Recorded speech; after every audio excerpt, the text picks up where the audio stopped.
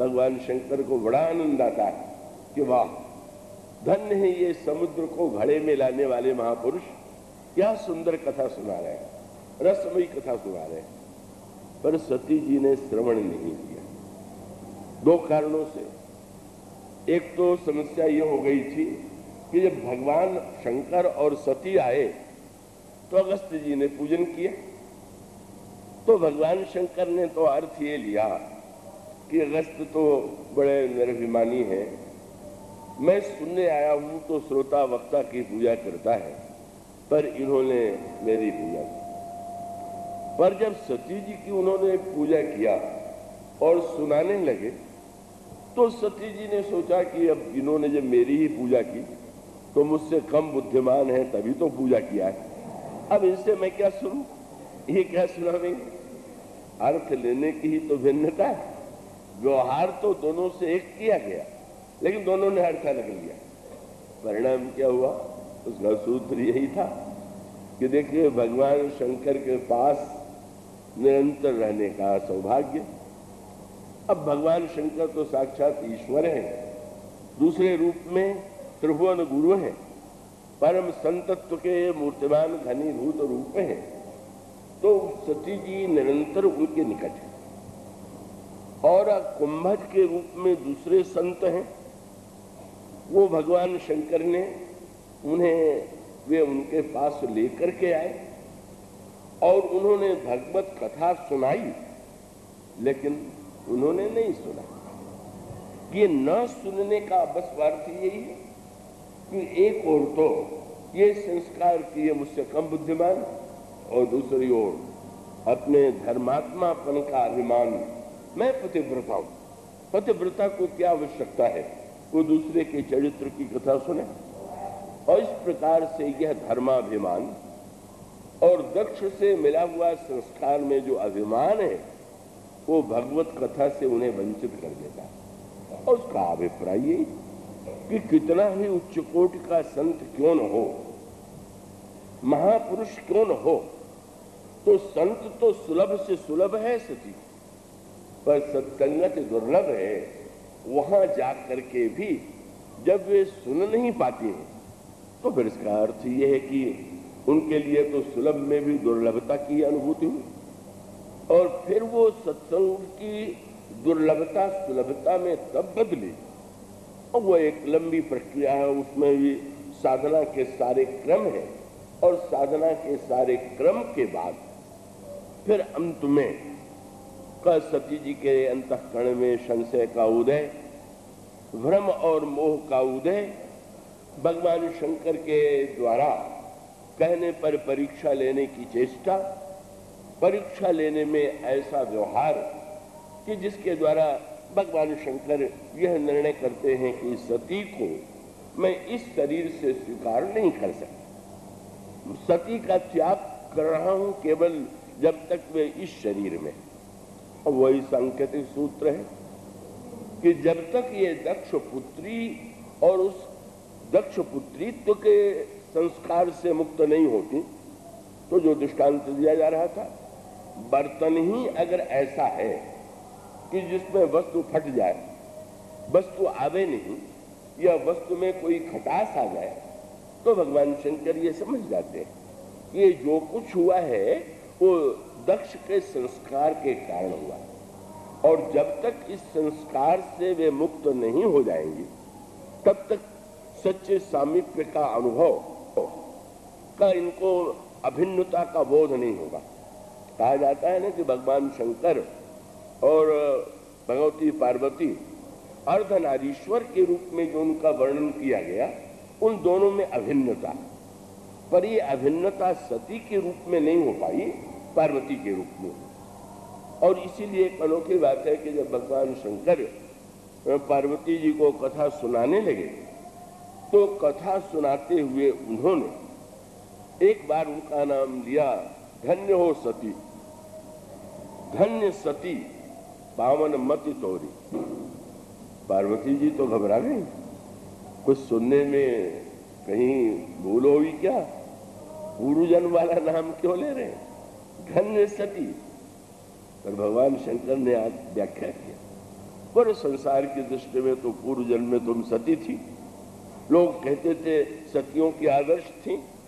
मन कर्म वचन से तुम्हारा मेरे प्रति अनुराग, पर संसार ने भले ही तुमको इतना सम्मान दिया हो, पर मैं तो समझता हूं कि उस नाम की सार्थकता जो है, और वो सार्थकता तो अब हुई।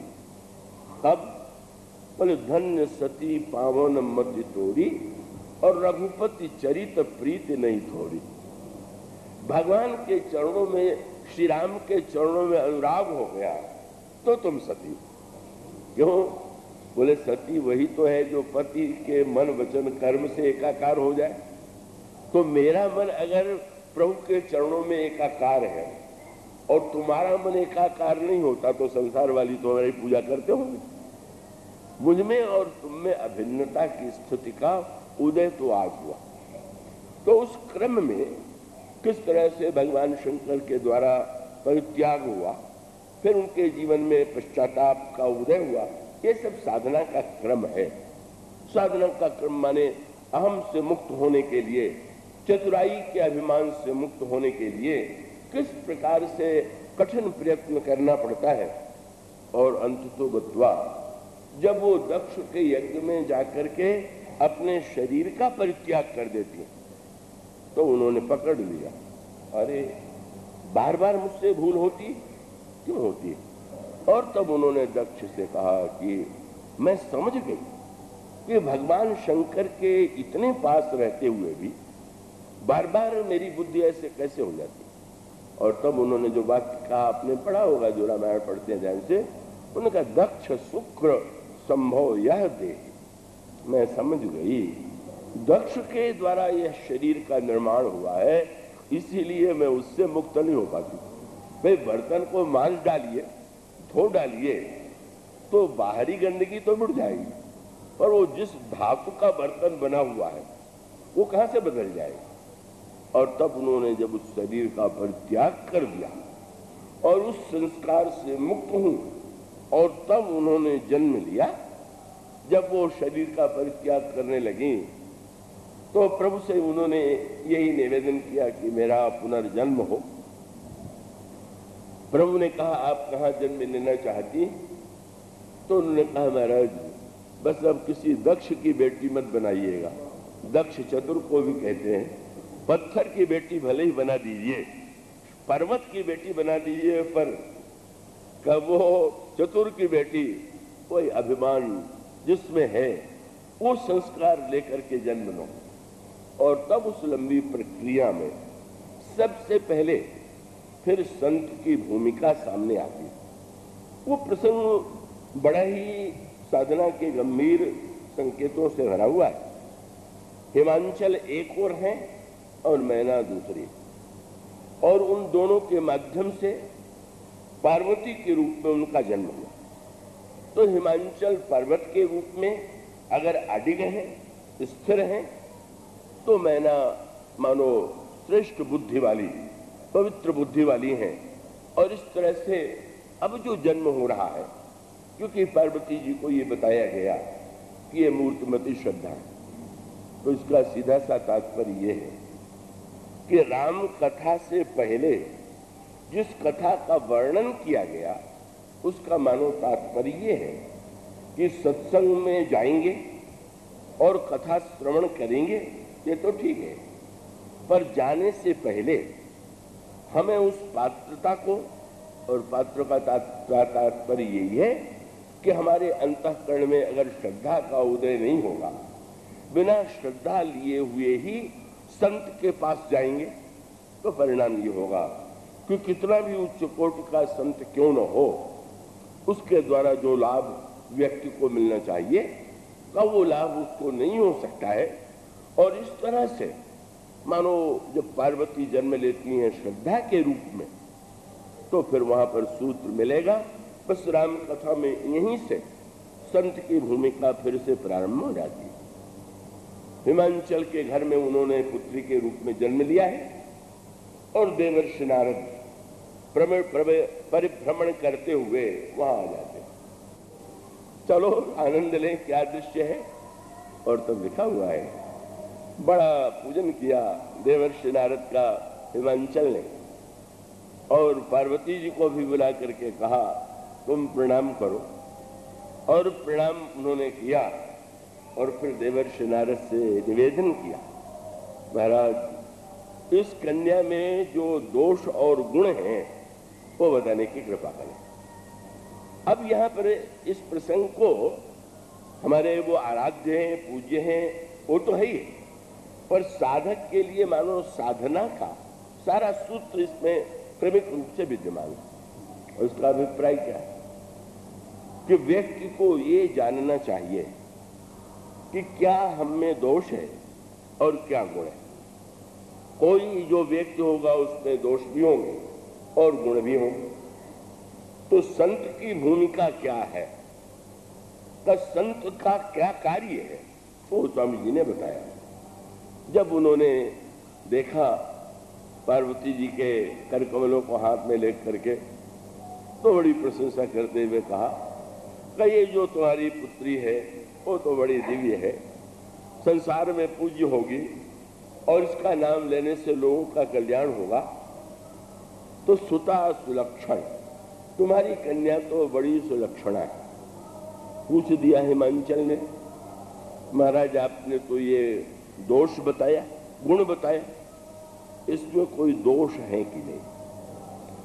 तो गोस्वामी जी कहते कि हाँ, गुण तो तुमने सुन लिया, अब जो इसमें दो चार दोष हैं वो भी सुनो। और ये बड़े महत्व का, इसका अभिप्राय ये है कि संत क्या है।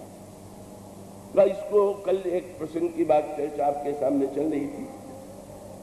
कहा गया कि जैसे व्यक्ति के शरीर में रोग होता है, वैसे ही व्यक्ति के मन में भी रोग होते हैं। और जैसे रोग होने पर व्यक्ति वैद्य का आश्रय लेता है, इसी प्रकार से मन में यदि रोग हो जाए और रोगी को अपने रोग का भान हो। एक बड़े महत्व का सूत्र रामायण में संकेत के रूप में यह बताया गया है कि शरीर के रोगियों की चिकित्सा जो है वो सरल, और मन के रोगियों की जो चिकित्सा है वो बड़े कठिन। क्यों? बोले दोनों में अंतर ये होता है कि शरीर के रोगी को रोग अपने में दिखाई देता है, पर मन के रोगियों को रोग सर्वदा दूसरे में दिखाई देता, अपने में नहीं दिखाई देता। तो बड़ी समस्या हो गई। मुझे सिर दर्द है तो दवा मुझे खाना है, तो दवा लेंगे और दर्द दूर हो जाएगा। और दर्द है हमें और हम कहें कि तुम्हारा बड़ा सिर दर्द कर रहा है, तुम ये दवा खाओ, और वो दवा खाए या न खाए पर उसको क्या लाभ होने वाला है। तो मन के रोग की समस्या सबसे बड़ी ये है कि मन का जब रोग हो जाता है तो व्यक्ति को अपने में कभी वो रोग दिखाई नहीं देता। जब वो रोग दिखाई देगा तो दूसरे में दिखाई देगा। तो वो संकेत मानो यह है तो वैद्य के पास हम क्या आशा लेकर के जाएं? क्या हम वैद्य के पास जाकर के ये सुनने के लिए व्यग्र हो जाएं कि वाह आप तो बड़े सुंदर हैं, आप तो बड़े ही, क्या शोभा है आपकी। उसका कार्य, हम भले ही सुंदर हो, आप भले ही सुंदर हो, वैद्य देख रहा है, पर उसके पास जब हम गए हैं तो अपने दोषों का ज्ञान, रोग का ज्ञान माने दोष का ज्ञान, तो ठीक यही गुरु जो है अगर वैद्य है, संत अगर वैद्य है, तो फिर वही प्रश्न है कि हम कौन सा उद्देश्य लेकर के उसके पास जाते हैं। तो अगर संत और गुरु के बाद पास भी हम प्रशंसा ही प्रशंसा सुनने के लिए जाएं, प्रशंसा भी संत करते हैं, वो ठीक, गुरु प्रशंसा भी करते हैं, पर वो तो उसके पीछे उद्देश्य होता है। जब वो प्रशंसा करते हैं तो उनका उद्देश्य क्या होता है, और जब वो दोषों को बताते हैं तो उनका उद्देश्य क्या होता है। दोनों को का यही संत के, सदगुरु का या वैद्य की भूमिका है। और इसीलिए संकेत के रूप में ये बात आती है कि हनुमान जी को प्रभु ने लंका में क्यों भेजा? कहा हनुमान जी भगवान शंकर के अवतार है। रावण जो है अपने आप को भगवान शंकर का शिष्य घोषित करता है, तो प्रभु ने अपने जाने से पहले वैद्य जी को भेजा। बोले आपका चेला बीमार पड़ गया है, जरा दवा ववा कीजिए, ठीक हो जाए तो अच्छा है, नहीं तो फिर तो मुझे शल्य चिकित्सा ऑपरेशन करना ही पड़ेगा। जब दवा से काम नहीं बनता है तो ऑपरेशन करना पड़ता है। तो हनुमान जी पहुंच गए, और पहुंच गए तो कल जो चर्चा चल रही थी, इतने उदार के हाथ जोड़े खड़े हो गए और रावण का रोग भी बता दिया, रावण को पथ्य भी बता दिया और रावण को दवा भी बता दिया। बस एक ही दोहे में निदान कर दिया उन्होंने। रावण को देखा और कह दिया, मैं समझ गया, ये जितने रोग तुम्हें हुए हैं उसके मूल में मोह ही मूल कारण है। अब रामायण की आध्यात्मिक भाषा है कि मोह सकल व्याधिन कर मूला, मोह ही समस्त व्याधियों का मूल है। तो उनका मोह जो है वो तुम्हारा मोह ही के द्वारा ये अन्य जितने रोगों के लक्षण हैं वो मोह के कारण। और फिर कहा कि मैं दवा तो दे रहा हूं पर थोड़ा पथ्य बता रहा हूं। तो पथ्य बताने वाले भी दो प्रकार के वैद्य होते हैं। कुछ वैद्य तो इतना कठिन पथ्य बता देते हैं कि बेचारा घबरा जाता है कि अब हम करें तो क्या करें। तो श्री हनुमान जी वैसे वैद्य नहीं है, कहने लगे कि भाई अब अगर हम ये कह दें कि तुम पूरा अभिमान ही छोड़ दो, तो मैं जानता हूं कि अब वो तो तुम्हारे लिए संभव नहीं है, तो हम तो थोड़ा सा पथ्य बताते हैं। क्या? बोले मोह मूल बहुशूल प्रद त्याग तम अभिमान, सतोगुणी अभिमान भी रहने दो। मैं नहीं कहूंगा कि तुम सतोगुणी अभिमान से मुक्त हो जाओ, मैं ये भी नहीं कहता कि तुम रजोगुणी अभिमान छोड़ दो। राजा हो तो रजोगुणी भी बने रहो, तुम बहुत से साधन करते हो तो सतोगुणी भी बने रहो। अब मेरे कहने से इतना तो कर लो, त्याग तम अभिमान, तुम कम से कम तमोमय जो अभिमान है उसे छोड़ दो। और दवा बता दिया। दवा क्या है? बोले भजहु राम रघुनायक कृपा सिंधु भगवान। बस प्रभु जो है परम कृपा में, उनकी भक्ति करो और उससे तुम्हारे ये रोग का समाधान हो जाएगा। पर वो तो अद्भुत रोगी था, खूब हंसा और हंस करके हनुमान जी के मुंह की ओर देखने लगा। अच्छा, तो आप गुरुदेव बन के पधारे? अच्छा, आपकी भूमिका गुरुदेव की है। और हंस करके कहता है, हनुमान जी तो कह रहे हैं कि तुम तमो में अभिमान छोड़ दो, वैद्य जी कहें कि ये छोड़ दो, और कोई 10 और वस्तुएं बुला करके वैद्य जी के सामने कह दे हम यही खाएंगे, देखें आप क्या कर लेते। तो गोस्वामी ने तुरंत लिखा, हनुमान जी तो कह रहे हैं कि तमो में अभिमान छोड़ दो, पर बोला अभ्य से महाअभिमानी खूब हंसा बड़े अभिमान से और बोला, मिला हम ही कपि गुरु बड़ ज्ञानी। अच्छा अच्छा, तो बंदर ही मुझे गुरु मिलने वाला था। और तब जो अगला वाक्य कहा बड़ा अनोखा, वैद्य तो ये बता देता है कि रोगी अच्छा होगा कि नहीं होगा, मृत्यु होगी तो कितने दिन में होगी, पर ये रोगी तो इतना अनोखा निकला कि कहने लगा, वैद्यराज मेरी दवा करने आए हो गुरु बन करके? तो मैं बताता हूं क्या। बोले मृत्यु निकट आई खल तो ही, तू मरने ही वाला।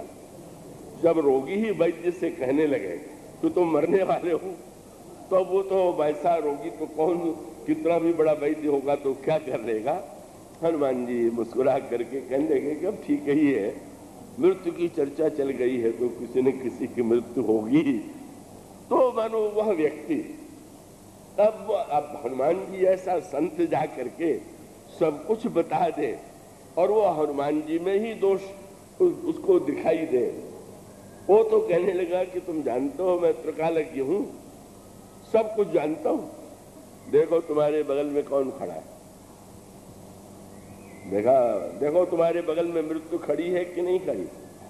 मृत्यु निकट आई खल तो। हनुमान जी ने देखा तो सचमुच मृत्यु खड़ी थी। हनुमान जी ने हंस करके कहा, तुमने मृत्यु को कोई देख नहीं पाता पर तुमने देख लिया। लेकिन देख तो लिया, पर ये किसको खाने के लिए खड़ी है ये शायद तुम नहीं देख पा रहे हो। भाई मृत्यु तो इसलिए खड़ी थी कि हनुमान जी शंकरावतार है, मृत्यु तो उनकी सेविका है, तो मृत्यु तो सेविका के रूप में खड़ी थी कि रावण को अभी खाना है कि बाद में खाना है। पर वो रावण जैसा कोई अभिमान से ग्रस्त व्यक्ति हो जो अपने में दोष ही स्वीकार न करे, पथ ही न स्वीकार करे, तो कितना भी बड़ा संत हो तो क्या लाभ होने वाला है। तो संत वह है जो गुण का अभिमान भी दूर कर देता है, गुण से गुणाभिमान भी दूर कर देता है, और गुणाभिमान दूर करने के साथ साथ सबसे बड़ी विलक्षणता संत की यह है, जब उन्होंने पार्वती जी का हाथ देखा तो पहले गुण बताए, और गुण बताने के लिए व्यवहार में वो ईश्वरत्व की बात इस समय सामने न रखें, जगदम्बा के रूप में नहीं, पर उन्होंने कहा कि हाँ दो चार अवगुण भी है। अवगुण क्या है? बोले अगुण अमान, मातु पितुहीना, उदासीन सब संशय छीना, जोगी जटिल अकाम मन, नगन अमंगल वेश, अस स्वामी यही कह मिली, परी हस्त असरे। इस कन्या के हाथ में ऐसी रेखा पड़ी हुई है कि ऐसे ऐसे दोष वाला पति इसको मिलेगा। अब तो हिमांचल ने सिर पकड़ लिया, अद्भुत ही आपने फल बताया महाराज। जब ऐसा पति मिलेगा तो बेचारी कन्या क्या भाग्यशाली होगी। और तब वो सूत्र यह है, क्या किया उन्होंने? मानो वह तो सबसे अच्छी तरह जानते हैं कि ये भगवान शिव की शक्ति है, ये भगवान शिव का वर्णन, पर उन्होंने ऐसे नहीं कहा। वो कह सकते थे कि हस्तरेखा देख करके कि इस विवाह कन्या का विवाह शंकर जी से होगा। त्रिकालज्ञ हैं तो भी जानते हैं, हर तरह से जानते हैं, पर देवर्षि नारद ने बिल्कुल ये नहीं कहा कि तुम्हारी कन्या का विवाह शंकर जी से होगा। क्यों? साधना का तत्व यही है कि वो सिद्ध स्थिति की चर्चा नहीं, साधन के स्तर पर तो एक कन्या सामने और जिसके सामने गुण और दोष की समस्या है। हिमांचल ने व्याकुल होकर के कहा कि महाराज, जब इतने दोष वाला पति मिलेगा तो कन्या कैसी सुखी होगी, उपाय क्या है? और तब संत जो सूत्र दिया करता है, गुरु की जो भूमिका है, वो गुरु की भूमिका क्या है? बोले बंदे बोधमयम नित्यम गुरुम शंकर रूपिणो यमाश्रुतो ही वक्रोपी चंद्र सर्वत्र वंद्यते। वो स्वामी जी कहते हैं, मैं गुरुदेव की वंदना करता हूं जो भगवान शिव के रूप है। शिष्य कौन है? उनका शिष्य जो है वो मानो द्वितीया का चंद्रमा। तो द्वितीया के चंद्रमा को तो आपने देखा होगा, कितना कम प्रकाश वाला और कितना टेढ़ा। बोले भगवान शंकर ने क्या किया? अब भगवान शंकर के मुख का जो वर्णन है वो क्या है? बोले भगवान शंकर का मुख जो है वो मानो पूर्ण चंद्रमा है, आनंद शरद चंद छविहारी। तो गुरु तो मानो पूर्ण चंद्रमा है और शिष्य मानो द्वितीया का चंद्रमा है।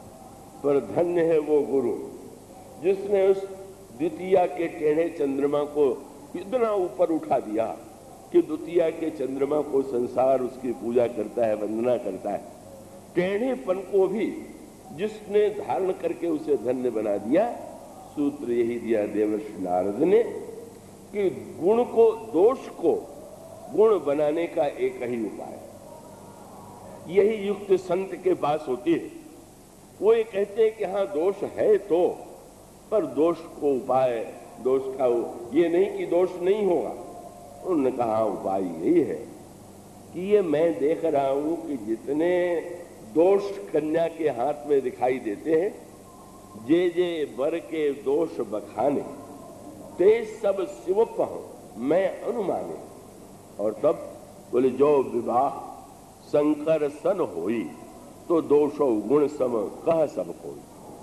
अगर इस कन्या का विवाह शंकर से कहीं हो जाए तो दोष भी गुण बन जाता है। तो ये पार्वती जी के लिए तो कम, हम लोगों के लिए अधिक है। और उसका सांकेतिक अभिप्राय ये है कि संत मानो यह संकेत देता है कि दोषों को जब हम गुरु के समक्ष प्रस्तुत कर देते हैं, गुरु के चरणों में अपने दोषों को प्रकट कर देते हैं, तो गुरु जो है कहो तो उन दोषों को ही गुण का रूप देना उसके पास ऐसी कला है, ऐसी युक्ति है कि वो दोष को भी गुण बताने की। और तब वो सांकेतिक अर्थों में उन्होंने कहा, अब तुम्हारी कन्या शिव को पाने का प्रयत्न करें, भगवान शिव से जब विवाह होगा तब वो ये गुण भी, दोष भी गुण के रूप में परिणित हो जाएंगे। और यही सत्य है, व्यक्ति तो गुण और दोषों का मिश्रण है, पर गुण के साथ अभिमान की समस्या और दोषों के साथ जो समस्या है का उसको उपदेश देकर के मानो जोड़ने की कला, और उस जोड़ने की कला का परिणाम तो यही है कि भगवान शिव और पार्वती का दिव्य मिलन होता है, श्रद्धा विश्वास का दिव्य मिलन होता है, और तब भगवान राम की मंगलमयी कथा का प्राकट्य होता है।